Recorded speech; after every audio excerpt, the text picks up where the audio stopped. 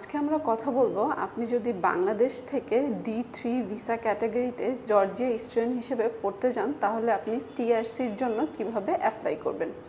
TRC মানে হচ্ছে temporary resident card. এটি সাধারণত আপনার ভিসার মেয়াদ ৪৫ দিন থাকতেই আবেদন করতে হয়। বাংলাদেশি শিক্ষার্থীরা যখন জর্জিয়াতে পড়াশোনা করার জন্য যায় তখন তাদেরকে প্রাথমিক পর্যায়ে ৯০ দিনের জন্য ভিসা দেওয়া হয়। এই ৯০ দিনের মধ্যে ৪৫ দিন বাকি থাকতে অবশ্যই আপনাকে জর্জিয়া যেয়ে পৌঁছাতে হবে এবং তারপর সেখানে আপনাকে টিআরসির জন্য অ্যাপ্লিকেশন করতে হবে।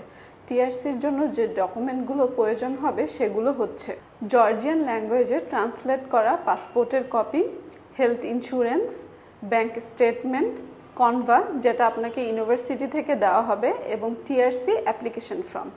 এরপর আপনি সব ডকুমেন্ট যখন জমা দিবেন আপনি কতদিনের মধ্যে আপনার টিআরসি কার্ডটি নিতে চাচ্ছেন সেই অনুযায়ী আপনাকে অ্যাপ্লিকেশন ফি পে করতে হবে। এরপর আপনার টিআরসি কার্ড রেডি হলে আপনাকে আপনার ফোনে টেক্সটের মাধ্যমে সেটি কালেক্ট করার জন্য তারিখ জানিয়ে দেওয়া হবে।